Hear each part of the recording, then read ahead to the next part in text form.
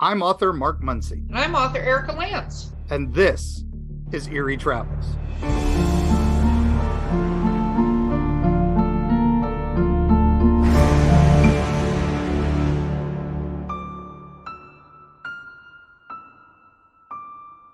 Greetings, travelers. Greetings, travelers. Oh, yes, it's spooky season. It's spooky season, and should be greetings, travelers. how many times are you gonna do that? I don't know. I like Okay. it. I'm Kinda experimenting. Yeah, Trying to come up with something. I appreciate it. We're in the middle of our scary season, and today's episode is super freaking awesome. Yeah, See, yeah. it's less than 8 seconds, so I didn't swear You yet. didn't but- swear yet, so it's good. You gotta wait that 8 seconds. Yeah, So I'll have I- to tell our ghost that our guest.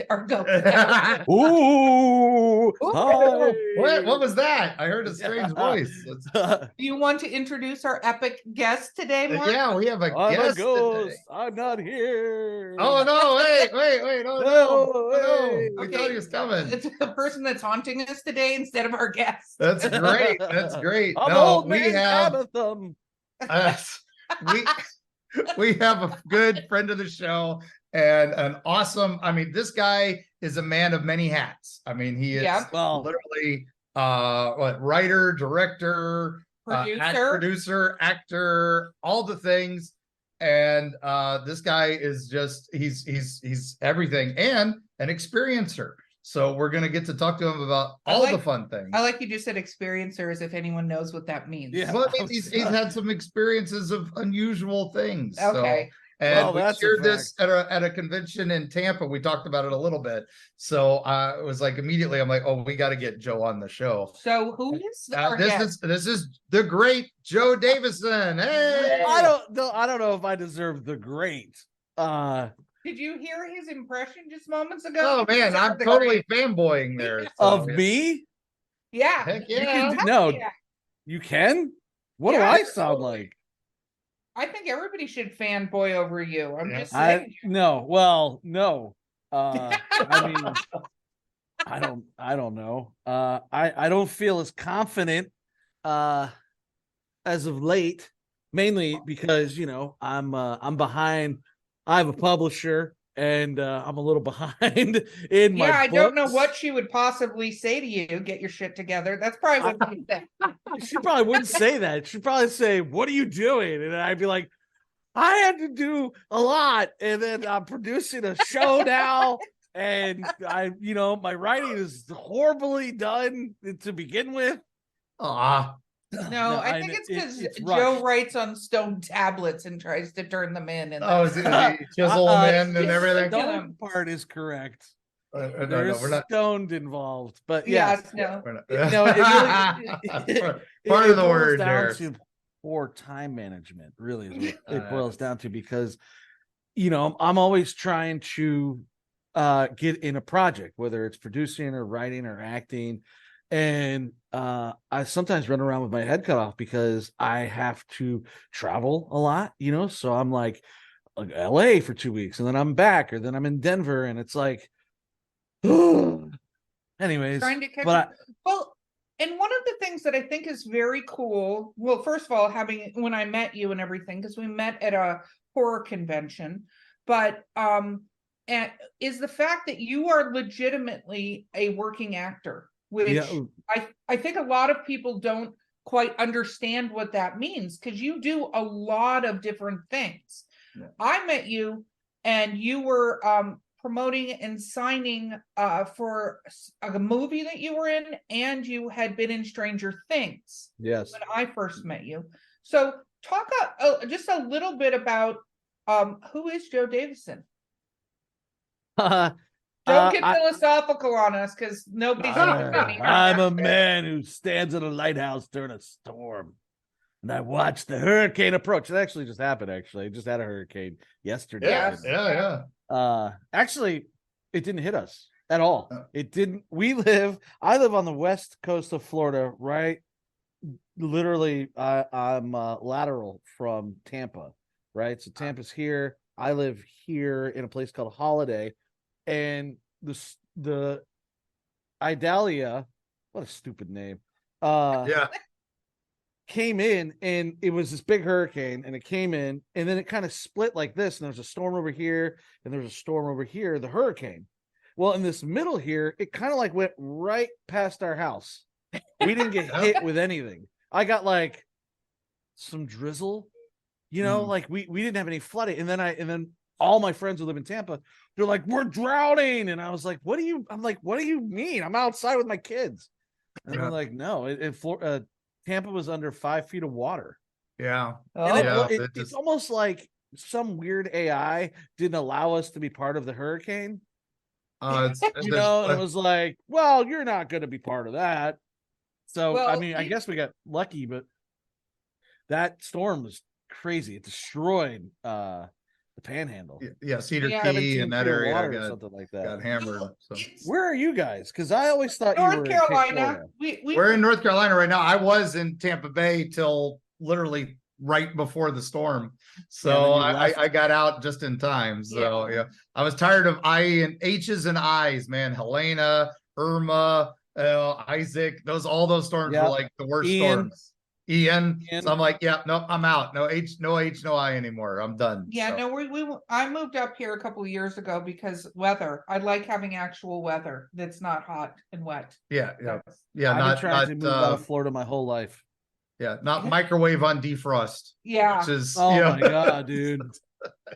Right now, you can if you could see right outside my window, it's so humid that the condensation is built up on the window. Oh man. Yeah, no. See, we're done with that. We like it up here where, by the way, yesterday it was 50. We're recording this in August, the end of August. So I know it's airing in our spooky season, but it was 54 degrees yesterday morning. Yep. Yeah. You live on another planet? Yes. Yeah, exactly. How is it? Well, it was 108 during the hurricane. Yeah. Exactly. Yeah. The high we've had was like 91 here. And I'm like, oh, okay, I can deal with that. With a feels like of 93. I'm like, I'm so used to Tampa where it's high of 88, but feels like of 167. Yeah. But feels like you're dying. Yeah. That happened to me. I just went to LA, and LA is usually like 80 degrees. And it was like, we're having a heat wave. It's 108 degrees. Yeah. I was like, good. Yay. Yeah. We did Indianapolis, and I was like, oh, it'll be nice to be that far north. Oh, we're in a heat dome. It's 107 with a feels like of 110. I'm like, oh, I'm back in Florida. Great. First of all, I was over in Ireland and Scotland when you were in Indianapolis, and the weather was literally between 50 something degrees and 68, 69 degrees the entire time I was there. And I was like, this is fucking perfect. This is what you built for. Yeah, there it is. Drop the F-bomb. F-bomb, first one. 8 seconds in, I can drop the as long as we're after the 8 seconds, we're good. So, yeah. But we learned that the hard way. So. We did actually. We learned lessons here on this show. But, so we just got totally sidetracked on a tangent. Thank you, Joe. Yeah. Let's talk about Joe. Back to me.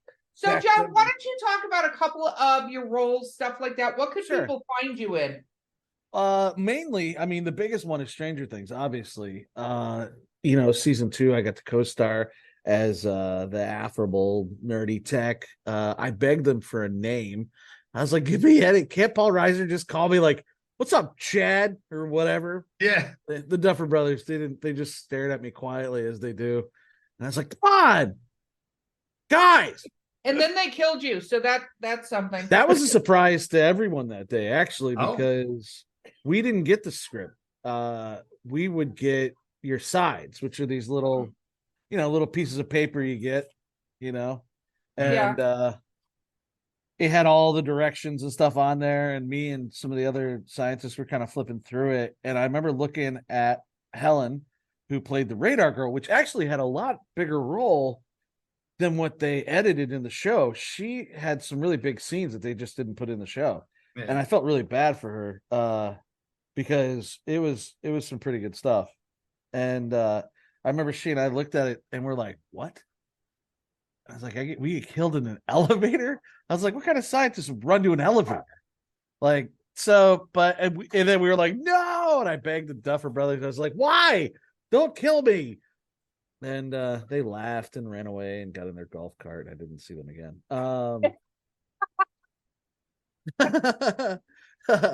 But yeah, so that was a lot of fun. I mean, that was weeks and weeks and weeks of work out of Atlanta, and I could have had a better experience, a better crew. Bob Glick, who is the director of photography, I'm kind of like a social butterfly on set, not as far as the cast goes, but like the crew. I kind of like the crew a lot. I like hanging out with those guys because I kind of started as a PA and you know, ran cables and got coffees and that kind of stuff back in like 2000. So I identify with these guys a lot more. And as a writer, as a director and producer, I like being on that side and watching the props work and watching, you know, effects work and the DP and the I like watching all that stuff. Sometimes it's it's a different conversation when you're over in the actors bullpen with all them. You know, it's not down to earth sometimes, those conversations, you know. And I'm just like, okay, I'm gonna go talk to these guys over here.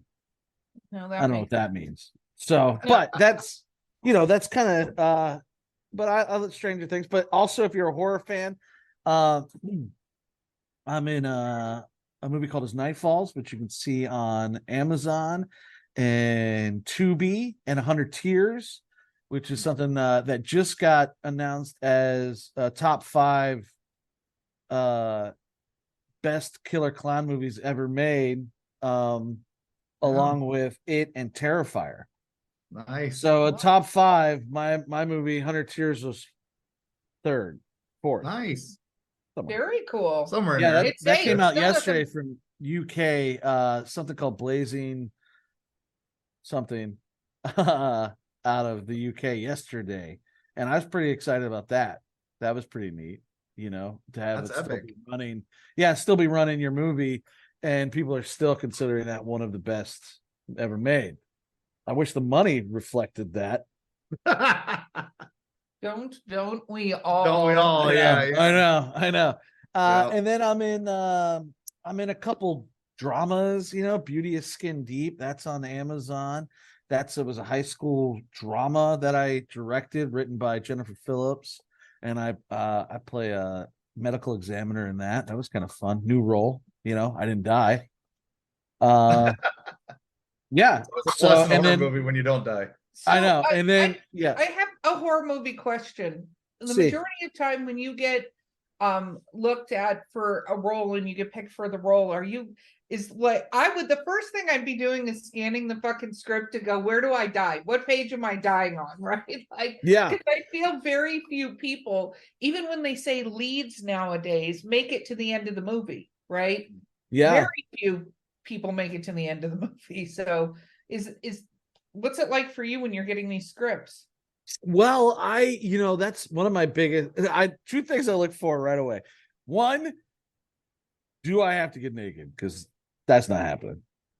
And then 2, when do I die? And in Stranger Things, they didn't even give us a script. And I auditioned for that. I had 3 separate auditions, and the last audition was 6 pages, which is a lot for an audition. That's that's not even an audition at that point. That is, now they're considering you. They just want to see you read the role. Yeah. And I didn't see the whole script. Like I said, we didn't get the information till the day of the shooting. You know, we were already in wardrobe and stuff. And it was like, runs to elevator, mauled by demi dogs. I was like, all right. First, what the fuck is a demi dog? Because that was new. They hadn't introduced those yet. And then but yeah, I look for my death and that kind of stuff because I don't know. To me, it doesn't. I just want the role, you know. There's a lot that roles that I try not to take, and people are like, "You're an actor. You should be able to act how you want. And you should be able to act like anything." And I was like, okay, 1, I'm never gonna play a pedophile. Never gonna happen. 2, I'm never gonna. I don't want to play a rapist or any of that kind of stuff. That's not in my. I don't want any of that stuff. I don't want to do Hallmark movies. I don't want any of that. Like, I just tell my agents. They're like, "Well, I have an audition for you for Hallmark." I'm like, no, I'm not. I don't. It's not me. I'm trying to make my niche in the horror comedy, supernatural world. What's a Hallmark movie going to do for me? You know what I mean? And they don't pay anything. You get put in as the plucky barista at the coffee shop, which is in every fucking Hallmark movie. Well, clearly I'm not good enough to get those. And you might work with Bruce Campbell because he sets aside one Hallmark movie a year just to pay the bills, he says. He does? Yes. He's done like 7 of them now. So. I've never seen him in a Hallmark movie. Yeah. Look it up. Just saying, he plays like the dad or the dad-in-law or something like that. And it's just, that's his, he's like, I get to be an asshole and I love it. So I also, my agents also have a problem because I'm 47.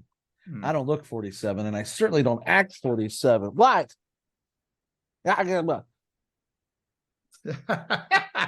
It's Joe's talking to his little one. Yeah. I love it. Okay, goodbye. Biggest fan there. So okay, go. What was I saying before you're 47, but don't look 47? Oh, I don't look it. Yeah. And I'll get these roles. See, Stranger Things. They wanted me to be Barb's dad. Oh, wow. And yeah, when my agent sent me the audition, I said, I'm not this 47-year-old man in 1980. Because in 1980, 47 was like 60. Yeah. You know what I mean? Like I remember my dad was only 50 and I thought he was 100. He looked worn out. You know what I mean? He looked old. Yeah. I'm 47 and I still play with Legos. Yeah. You know what I mean? So it's like my agents, they get kind of mad because they can't, even though it says 47, I look way younger. If I shave and wear, hoodie, man, I look like a child. I look like a baby. Yeah, I had to let the hair go gray, otherwise I still look like I'm 20. So no, dude, there's no, it's leaving. Yeah. It's all leaving. It's all evacuating the dance floor, huh? No. Okay, so one of the reasons we wanted to have you on the show, and we're gonna take a break in just a few minutes, but I wanted to talk a little bit about some of your experiences. So well, I mean, what are we talking about? Like threesome? Yeah. It's that kind of podcast. Yeah. Well, I don't know. Some of these books I read. Oh, yeah, well, that's true. Yeah, it's different podcast. Dear Penthouse Forums, you won't believe what happened to me. Yeah. I had an interaction with a ghost. About that. Yeah. So I was laying in a castle. Let's talk about, have you had any creepy things happen on set? Yeah, because I have shot like 100 Tears. When we shot, that was 2007. We shot that in an abandoned cigar factory in Ybor City. And we were on the third. We had the run of the we got the key to the entire, it was 3 stories. We got the key to it for like 2 months. The guy just gave us the key. He's like, you're some old dude. And he's like, do what you want, blah, blah, blah, blah. And we were like, we have an entire cigar factory. Scooby-Doo. I love it though. Yeah. Yeah. So while we were in there, I mean, they said all kinds of, it was an ice factory at one point, and then I know exactly where you're at now. Yeah. It became it was a cigar factory for years, and then it was abandoned. Then it became like an orphanage at one point, and like some kids died. Then it got abandoned. So I remember specifically that Marcus Cook and I, who was the director of 100 Tears, we were on the 3rd floor working, and there were these giant doors, like probably this thick. I mean, we're talking 2 feet thick. Wow. It had to be for the ice coolers, I assume. Yeah, probably. Well, it was probably, the length of this building was probably 75 yards long, and it was narrow as fuck, and it went 3 stories up. Right in Ybor City. It's still right there. Alafaya Cigar Factory. I think it's still there. It is. And we were on the 3rd floor. We're setting it up because we got a couple scenes to do in the morning. And in the 3rd floor, there's 2 doors, one at the one end and one at the other end. The front door, they're both big. You have to push them with both hands, walk through them. The one in the back led to like a warehouse room with a giant hole that fell down 3 stories. You didn't want to go back there because you'd fall, die. So we're working. This door's open. We're working. we're building up our stuff for 100 Tears, and wow, we so loud. Marcus and I just jump and we look, and that back door slammed shut. Mm. You kid? I like to consider myself fairly strong, and it took me like upper body strength and leg to push these doors open and close, and that thing slammed shut. And we were like, "Oh, 3 a.m. All right, okay, I'll be back here at 8. I'll see you." And we left. We just left because that's what I would do. I have a nope theory. I'm like, and I'm out. Okay, they want us to leave. Let's go. Yeah, and then a friend of mine is a supernatural. She had a ghost show in Ybor for a while, and the oldest fire station is in Ybor. In Tampa, the oldest station is there, and it's haunted by some fireman dude. And I didn't know this. She wanted to take me there and walk around, so I went with her, and we're walking around, and I get this pain in my butt, like I thought she kicked me in the ass, and I was like, "What the fuck?" But she was over here. She was in front of me. I said, "Wow, what the fuck?" And she's like, "Did you just get kicked in the ass?" I was like, "What?" Yeah, and she goes, "He likes you." I said, "Who likes me?" And she's like, "Fred," or whatever the hell his name was. Apparently, there was a fireman there who died getting ready to go to a fire or something, and he died in the place, and he's been there since the 40s or whatever. And if he likes you, he kicks you in the ass. Yeah. Ooh, Mark, let's go see if he likes you. I want to see you get kicked in the ass. Let's go do that. Let's go do that. That every once in a while. Get me back on track for deadlines, Exactly. right? So, my God. That sounds creepy as hell. Okay, so with that, Oh, well, I got another story because I went with the Tampa Bay Times and Paul Guzzo. We went to the Cuban Club last Halloween and did a lock-in. I got a lot about that. Okay, so hold it. Yep. We'll be right back. We'll talk about the Cuban Club after these messages from our eternally grateful sponsors.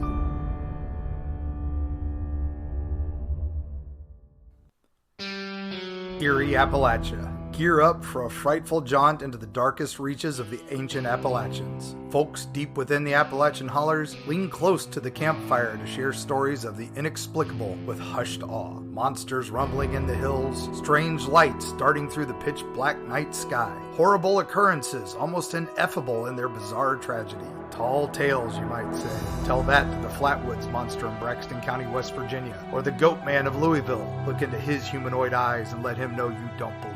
And what of those apparitions in Mammoth Cave's Corpse Rock, or the Satan spawn known as the Jersey Devil? How do you respond when confronted by these mysteries? From the metaphysical energy that swirls near Serpent Mound in Ohio to Point Pleasant's Mothman legacy, Mark Muncy and Carrie Schultz explore the dark history lurking in the shadows of Appalachia. Read by Mark Muncy, author and experts on strange folklore with appearances on shows such as Ancient Aliens, The Curse of Robert the Doll, and many, many more.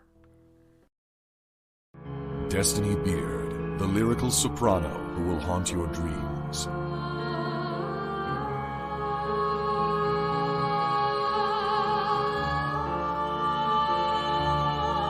With her alluring melodies and intricate harmonies, this dark siren of wistful song shall capture your soul and lead you into the night. Check out Destiny's new single, The Haunting Is Over, with international musicians Sam Haines and Gary Bennett, as well as her other musical works at destinybeard.com.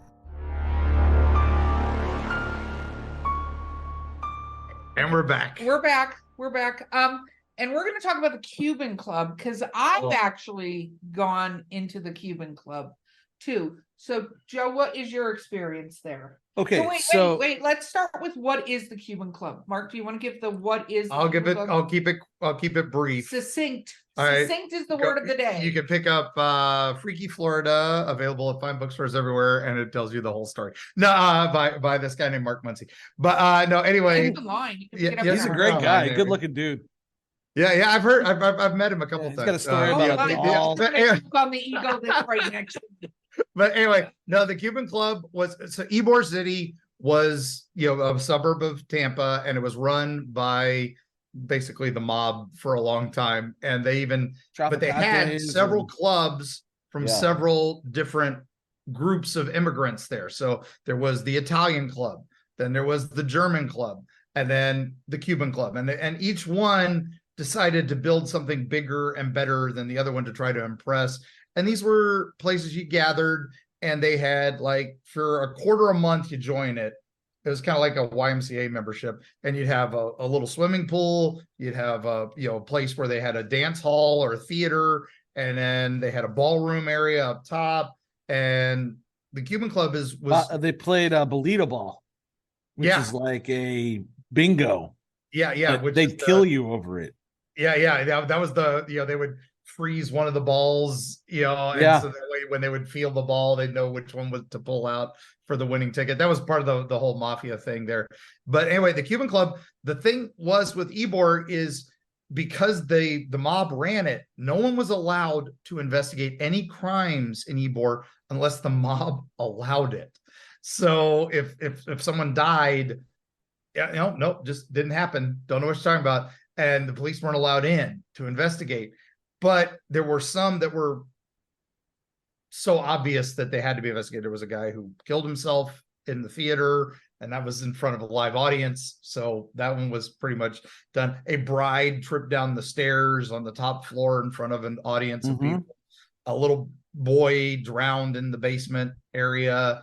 And so that one was well known. And then another person got thrown off the building. You're missing the succinct part of this and what it is. Now I'm regretting letting you. Okay, sorry. But anyway, a lot of people have died there, but we don't know how many. Okay. So it is considered one of the top 10 haunted buildings in America by many. Okay. And we can go further into that, but another episode. Joe stories. Yes. Do you see how I have to stop him regularly? Yeah, it's okay. Let me take the next 45 minutes. Yeah, well, I know a lot about the Cuban Club because one of my first real producing jobs ever, I worked with the Guzzo brothers, Pete Guzzo, who works at the Tampa Bay Times, and his brother, Paul, and then his brother Pete.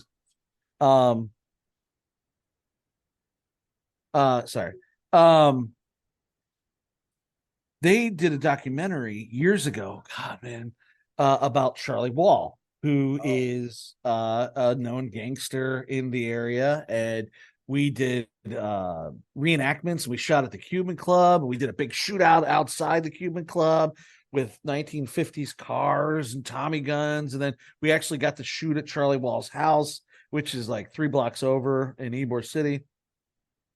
Charlie Wall is well known because his dad created the cure for yellow fever. Oh, wow. Right. But then his son is like this major mafia dude. Yeah. Anyways, so I know a lot about the Cuban Club because I helped produce this giant documentary, which you can also see. It's called Charlie Wall. I think it's on Amazon. So anyway, so Paul calls me up and he says, "Hey, I got this. The Tampa Bay Times wants to lock me in the Cuban Club for Halloween. You want to come with me?" And I was like, yes, bring me. So we went in about 8:00 and we stayed there till about 4 a.m. And I shot hours and hours and hours of footage and recordings. Right. So I'd set a camera up in the corner, another audio thing over here, my phone up over here. And it was intense, to say the least. It was to the point where, like, because there's like let's see, I think there's 4 floors. Right. The basement is where the pool is, which is creepy as it is. If you're down in the basement, it's like a pool that's only like 4 feet deep and a bar. And we were one of our first lock-it, we went in, set everything up, and we're like, all right, where do you want to start? I was like, well, there's supposed to have been a boy who drowned in the pool. I said, so we took some balls and I set them on the floor and I put the camera on the floor. And I said, let's just leave this here and let this shoot for like an hour. Why don't we go upstairs? So we walked around a little bit, not much anything, at first. Didn't feel anything. I went downstairs. I checked the camera. The ball hadn't moved at all. I was like, okay, that's cool. And Paul's like, why don't we separate? And I was like, yeah, okay. I don't want to, but all right. Has he watched any horror movie ever? I know. So the theater. There's a list of rules. Number 1 is to not separate. There's a theater there, and there's a balcony. And people say if you're on the stage, you can look at the balcony, and there's a ghost on the balcony who walks back and forth. Yeah. And there's supposed to be a projectionist who's in there too. Sorry, I just realized my daughter was locked in the bedroom. So I'm standing on the stage by myself. I'm kind of sitting there by myself, and I swear, okay. I look up for half a minute, and I thought I saw Paul looking at me. I thought he was up there, and I was like, Paul, nothing. And so I kind of like adjust again. It's dark. You can't really see anything. And I adjust again. And I'm like, all right, that's nothing. And I sit there for a minute. I was like, anybody here? You know, because I love ghost shows. I've met Stephen Tango probably 6 times in different conventions. And those guys are really cool, man. And Jason Howes and those guys. I'm a big Ghost Hunters fan. I'm not a big Ghost Adventurers fan. I went to that dude's place in Vegas, and we weren't even allowed in. And the security, they were such assholes to us that I was like, I don't even like that dude. I don't even want to watch his shit because I don't like him. What's his name? Baggins? Bill Baggins? Bilbo? Bilbo. Bilbo Baggins, yes.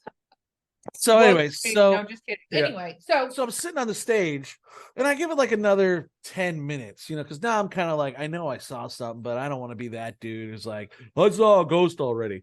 But then I hear footsteps, clear footsteps. Someone's wearing dress shoes behind me, and they're walking behind me. It's either dress shoes or, you know, flats or something. It's not high heels, but it's certainly shoes, and it's heavy because I feel the weight of the wood on the stage compress, like it goes down. And I'm like, hello? Nothing. So I get up, and it's really dark in there. I mean, you could see a little bit, maybe like 5 feet, you know, but not really. And the dark corners, forget it. It's scary. You know? It's an eternal abyss over there.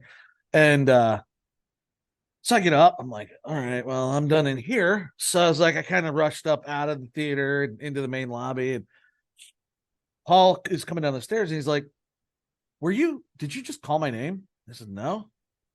He's like, you didn't just call my name like 3 times? I said, no, man. He goes, someone called my name. That's why I came down here. I thought you were calling for me. I said, no, dude. I said, I just got chased out of the theater, though. I said, I'm pretty sure there's someone in there. And he's like, all right, let's go back. So we went with that, and we're shooting the whole night, right? And so nothing outside of the only other real scary thing that happened physically that we saw was in the very upstairs ballroom. I had set my camera on a table at the other side. It's huge. This place is huge. I can't even tell you how big it is. It's a giant ballroom. And there's a stage on the other side. Paul and I are sitting on that stage. I have my camera over by the door, which is, 70 yards. It's huge. It's a huge place, man. So probably 500 people could fit in the place. And he feels something on him, and he's like, man, there's somebody on this stage. I said, I don't feel it, man. I don't feel anything. I got up. I kind of walked around. I started shooting with my phone, trying to see it. You know, maybe we'll catch something. And then we hear behind the stage, like a door close. And I said, maybe there's somebody in here with us, just fucking with us. And he's like, all right, let's go look. So we start chasing the noise now, because now it's like, at this point, it's only like midnight, and like 6 things have already happened to us. And now I'm starting to feel like maybe we're being messed with, and somebody's there, maybe to mess with Paul, or that's the newspaper, you know, who they do shit like that. Yeah. So we start chasing the noise, and we end up finding this narrow ass stairway that goes all the way up into like this attic where the air handler is, way up top. And we're up there. And then I got so because there's a fucking mirror at the end of this hallway for no reason. Yeah. It's just like, and I come around the corner thing. and I just see a silhouette. And I was like, ah! And I jump back around the corner. I was like, dude, there's someone fucking over there. So Paul looks and he's like, oh my God, there's somebody over there. I was like, dude. So I turned my light on. I'm recording my camera like this. And I look back and I see that it's a mirror. I see this in the mirror. My hand. I was like, it's. So we're like, okay. So it's about 3 a.m. now. We stop all the recordings, we leave. I'm like, all right, I'll get back to you tomorrow, Paul. I'm gonna watch all this shit tomorrow. So I start listening to the footage and I'm watching, and there's some cool stuff. But the thing that freaks me out the most is when Paul and I are on that stage in the ballroom, and my camera is way over on the other side. Plain as day, in my camera microphone, someone goes, Roxanne. Ooh. Plain as day. We didn't hear it. I didn't hear it when we were on the stage. No. But when I played the recording back, you can hear it. I sent it to Paul and I was like, yo, you got to put this in the paper somehow. It was really cool, man. That was a pretty dope experience at the Cuban Club. The Cuban Club is crazy. Yeah. I did a haunted. I recommend doing a haunt at the Cuban Club. I recommend like going there and they do ghost tours. They do. They actually were ending one as we got there. There was about 15 people on a ghost tour. Our good friend of the show, Steve Stamberg, he runs history tours of Ybor, and he's one of the docents there, so he can get you in late at night and definitely. No, I did a ghost tour in Ybor. I've been to several haunted places in Ybor, including the Cuban Club. I would not go get myself locked in there. No. The reason I would do it again. And this is the reason is I feel like not all of them, but there are several entities. I like to use the word entity because there's things that are spirits, and then there are things that are not and are just evil shits, right? But I feel like there's a lot of animosity and ugliness from some of the things that are there. Like they're not happy that people are there. And it's, I don't know, when I feel that, it almost feels like heavy to be in the space, like harder to breathe and stuff like that, because you can just feel the weight of those emotions. So I remember when I was in there, I was like, yeah, this isn't like a ghost story. This is more like this heaviness brought into this place. But that's kind of what gets me the most, is that heavy feeling of, you know, when you're in a room and there's nothing in there, right? Yeah. You go in a room and it's totally normal. And then, when you go into a room and it's claustrophobic and the air is tight and you can't breathe, there's something in there. Yeah. That's my point. Because sometimes there's something in there and you can just feel there's something in there. Like you're not alone in the room, but it's not heavy, right? It's just you're not alone in the room. It's kind of like in the May Stringer house, no offense, but you go up to that upstairs. Sometimes it's fine. Something else is there. You're fine. There are times like it almost feels like you're trying to walk through liquid getting into the room, because whatever that thing is doesn't want people up there. Yeah. And oh my gosh, goosebumps. Yeah. Ooh, no. Oh, I hate that. But that's the feeling I get. And that's one of the reasons, like, people will go on ghost tours and I'll feel that and I'll be like, no, whatever this is really doesn't want you here. And that's not an experience I want to have. And I don't think it's an experience it wants to have, which is different than like the fearmonger that wants you there and wants you to be afraid. Yeah, feed off your energy. This is my space, get out of my space. Right. Yeah. And I think those experiences are the ones that really that get me wanting to leave, because I like, I don't really get afraid. Like I don't, certain things don't scare me at all. But other things like that heaviness, or you just know when you go into a place and it's haunted, you just know, you know it. And I don't want to be in it. I want to get out. I don't trust it. I don't understand what's happening. First of all, I'm on this plane. They're on another plane. There's something happening. We don't know it. I mean, eventually, maybe one day we'll figure out how to like transition from one to the next, but besides death, you know what I mean? Yeah. Well, it's whether or not it's a spirit or that's the thing. Like fearmonger is definitely not a ghost. Like it's not. It's something else because it's feeding off of that. I don't know. The whole thing is really different, and Mark has different experiences than I do, but I feel that same way. I toured 2 castles, and I've talked about this on an episode before, but it took everything in my being to continue to walk through these castles. I was just like, the whole time I brought my I have a protection bottle and stuff, and the whole time I was just like holding it, like, okay, I can get through this, nothing attached to me. I kept having to say that over and over, like, nope, I'm not taking any of you with me. You guys I have a hard time. I get what's called hitchhikers. Yeah. Because I'll go into a place and nothing will happen, but then when I come home for like 2 weeks, it's all kinds of crazy shit happening at my house. Yeah. Like, you gotta tell them that they can't come home with you. That's the thing you actually have to say. I just think I'm so lovable that both planes of existence want to hug me. Yeah, exactly. Joe, that is so accurate. It is. Yeah. Let's talk UFOs because we have a little bit of time left. Let's talk UFOs for you, my friend. Oh man. Real quick though, I lived in England for 4 years. My ex-wife was in the military. We were stationed at Lakenheath Air Force Base. So I've been to every castle in England. Nice. And that's some crazy shit, man. It's interesting because I went to 3 different castles in Ireland and Scotland, 4 different castles actually, and older buildings too. It was anyway. That episode will have already aired. Everybody will have my stories. But the heaviness in those kind of places is just, it's so bizarre. And then they're like, and this person was thrown off the ramparts and blah blah. And you're like, what? Yeah. This person hung herself. The fourth maid to hang herself who was pregnant with the baby. It's like, what? Yep. You're like, all right. So UFOs. We just witnessed one 4th of July.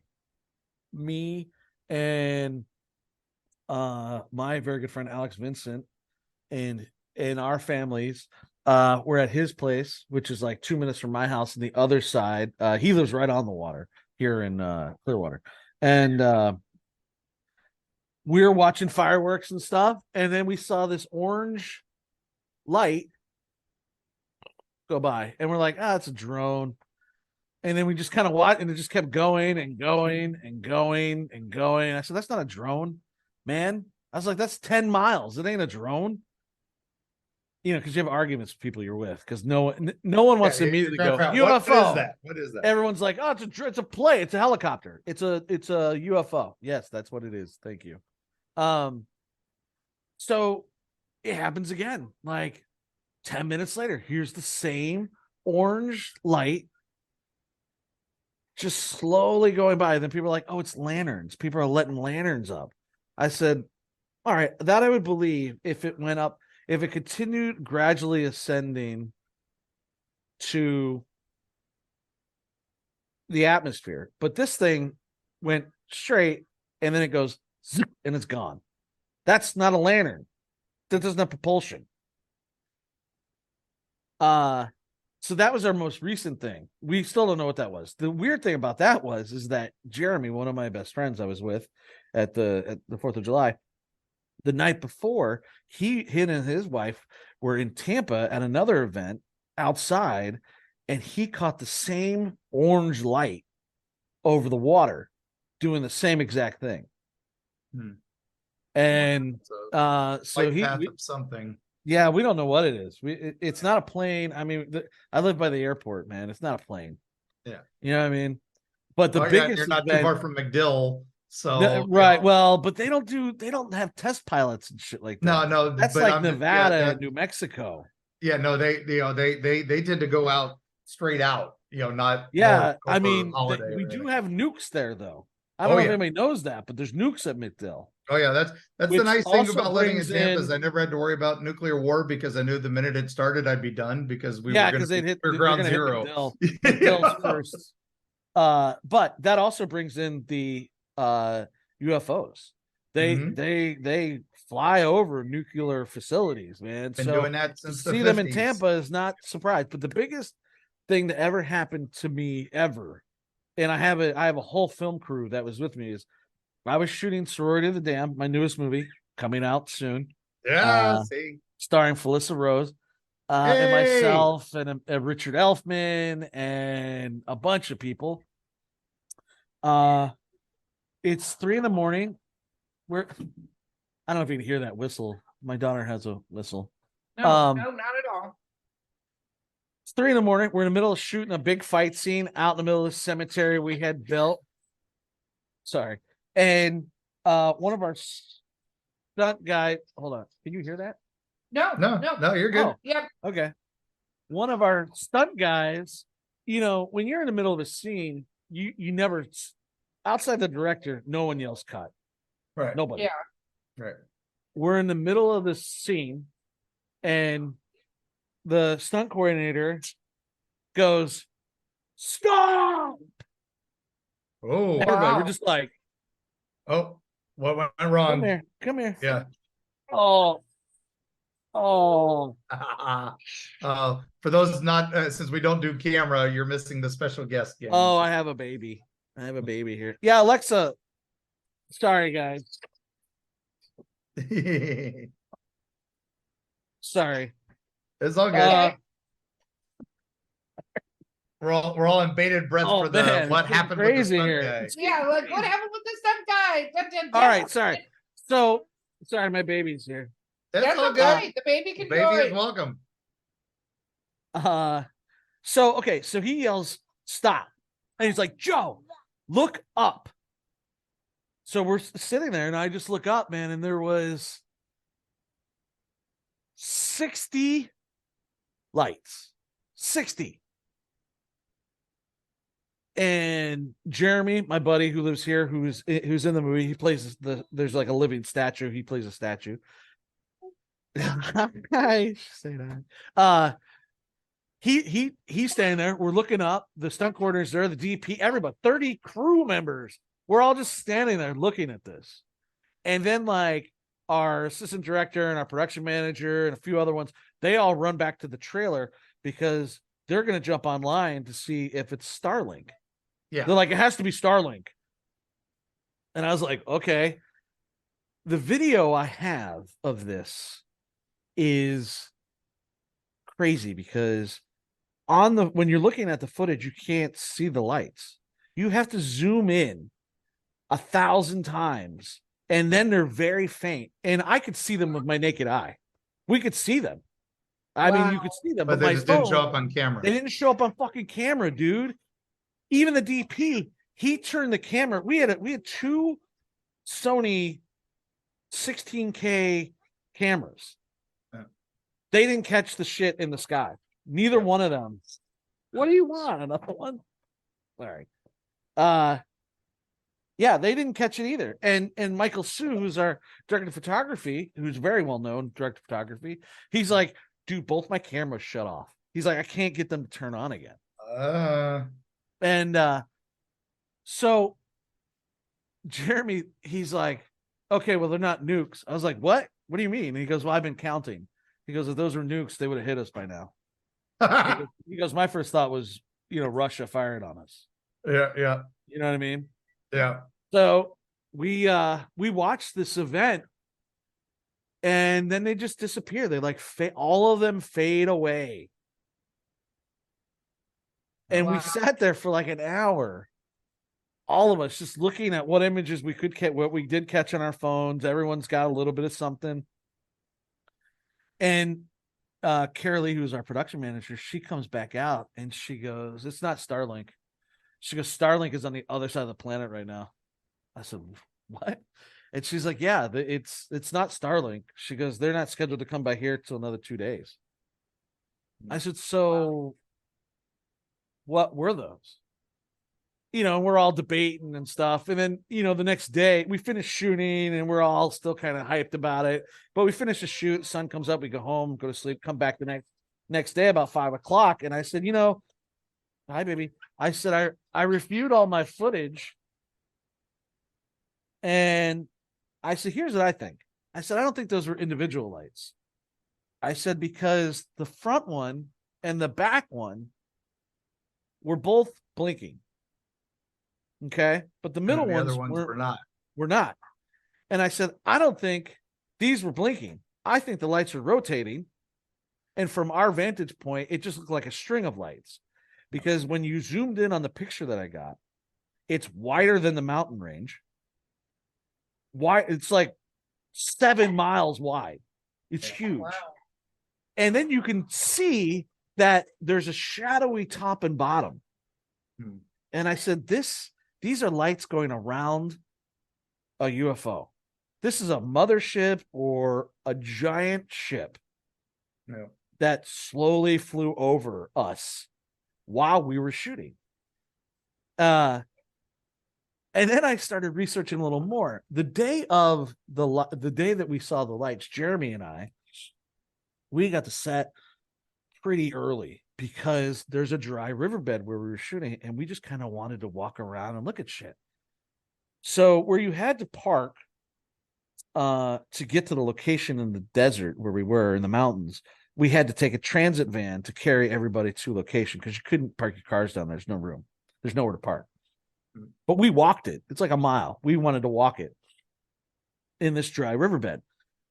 We were only in the riverbed for about a minute, and this giant white owl landed in front of us. Middle of the day. Landed in the tree in front of us. And we were like, holy shit. So I get my phone out. I'm about to take a picture, and it takes off, and it goes to the next tree. And there's only trees like every, I don't know, 100 yards or something. Like it's a dry riverbed. There's not a lot of trees, but it would wait for us to catch up to it. And then it would go to the next tree.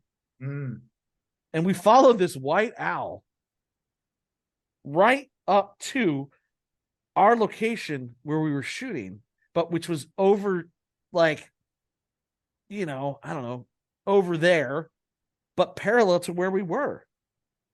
We stopped at the riverbed. The owl took off. We were standing there, and I looked over, and I could see the camp up the hill and on the other side. And I was like, that's weird. We made it to our spot. And then that night we saw the UFOs, and I found out that a white owl apparently has something tied directly into UFOs. We had no idea. It's native lore. It's visitors from beyond and all. It's an omen. They're a sign. It goes to white stags. And then anything albino. I didn't know white owls are very common for a sky being a thunderbird, or you're going to see. I didn't know this till I was talking to another UFO show, and I said, "Yeah." And the weird thing was that day I saw a white owl, and they flipped the F out, and they were like, "Yeah, that means you saw." Yeah. Waiting for you to finish the story. I was like, white owls are a sign of right." So apparently this was in the works. I guess the white owl was a symbol that there was UFOs coming that night, or a big ship was coming, or visitors. But we tried to calculate the next day if anyone lost time. Oh yeah, because people were having trouble recalling the moment when it happened. 2 people didn't remember it at all. Wow. Yeah. When they got to set, we were talking about the UFO, and they're like, "What?" And I'm like, "Last night, the fucking UFO we all watched." Yeah. And then Brian, one of our PA guys, was like, "Oh my God, I forgot all about that." I was like, "How the fuck did you forget?" I forget that. Yep. And that is a lot of people, they tune it out of their head. It's just the way it is. That was the biggest. It broke their reality, so they can't handle outside of this thing I saw when I lived in England. That's the biggest thing that ever happened to me with a UFO. And we still have debate with the crew and cast of whether that was Starlink or some sort of government ship. And I'm like, dude, that thing was 10 miles wide. We didn't build it. We didn't build it, man. It wasn't a bunch of little Valley UFO thing, and it sounds very similar to It that. sounds So. very well, you know, and this is so me and Mark have a theory as we're coming to the end of this show, and you can join our theory. So, Joe, we need to know what your thought is. So, with all the hearings and stuff that are going on, me and Mark both agree that there's no way for our government to come tell us they're UFOs. There isn't a way to do it because they've been not doing it for so long. To now say there are, like, just come out and go, hi, there are UFOs, and here's this thing. They can't. But if you listen to all this, which we're going to do some episodes on this, but they're talking in a way like we think something's going to happen by the end of this year that's going to be like, hey, sup, here are the UFOs. Yeah, and we tried to talk about it. We had the hearings, we had all this, but nobody wanted to listen. So now, now the one thing that cannot possibly be, ignored, will finally happen, and they'll be like, okay, see, we tried. Yeah, I mean, I feel that they've always been here, man. They're in paintings. We've always been visited. I don't think we're from here, honestly. I don't think we're from Earth. I mean, obviously we're all stardust, but I feel like maybe at some point we got marooned here as a species. And that's why, like, they can't find the missing link. They don't know where we actually went from ape to man, because we didn't. We crashed here, and then whoever was here was like, shit, okay, well, I guess this is it now. We need to show people how to do stuff. Back where we're from, we make pyramids that generate energy, so let's do that. And then they just started doing, and then they're like, well, listen, people are going to get corrupt. We've already been through this. So let's create a thing that they listen to that's basically a set of rules, but vague. So then they listen to the set of rules and they're not really going to follow them, but some will. And that'll help, quell the problems that we're going to have in the future of mankind, which we are. And we already know all this shit. And I think that's what happened, man. I think the ancients who from somewhere else, they developed the civilization. And they may have had a hand, because if every civilization says someone came down and helped. The Anunnaki say it, the Egyptians say it, someone helped Hitler. You know what I mean? Like, for good or bad, whatever that was. I feel like, and it sounds crazy to talk like that, but I really think that, like, even the American government can't stop these. We're going to get attacked or invaded, or they're just going to show up and be like, yo, we've been here the whole time. You guys are stupid. You're like 4,000 years behind where you should be. Yeah. You're all caught up on religion and sexuality to even develop anything further, that we're just going to blast you all back to the start or not. I don't know. But yeah, I agree. I think they're just going to show up one day, and every government won't be able to hide it. Yeah. Yeah, and that's what we think is coming. Okay, Joe, because we have to stop now because sadly, will you tell everybody how to stalk you on social media? Yes, Joey Giggle Pants is my handle for everything: Instagram, Twitter, Facebook, and then I have a website, redgearstudios.com. I think that's it. Very cool. Instagram, cool. Twitter, Facebook. I don't have a Twitch. I don't have a Snapchat. I'm thinking about getting an OnlyFans though. Oh, there you go. Talk about Here we go. Yeah, well, I I'll just call it The Naked Author, and I'll just sit there writing. There you go. Someone will buy into it. Someone will give me $10. Someone will pay $10 for that. Yeah, somebody. I like it. Okay. Well, thank you so much for being here with us. Thank you for having me. Oh yeah, no, our pleasure. We'll definitely talk again more soon. I hope so. We got more stories to talk about apparently. So I didn't even talk about the UFO in England. That's a whole nother thing. Oh, see, save it for next time. Yeah. That'll be awesome. So, all right. Well, gang, thank you so much for joining us. As always, like, share, subscribe, find us on all your favorite podcast platforms, and leave those little reviews. They're very handy. And go to eerietravels.com. You can drop us a line with your listener stories, or anytime you saw a UFO or a ghost story or whatever. Your favorite Joe Davison story. We'll read that on the air. We'll read those. Or or there might where be you want to some. find him on OnlyFans. Yeah. But anyway. And thank you so much again, gang. Keep watching the skies, and we'll see you on the other side. Bye-bye.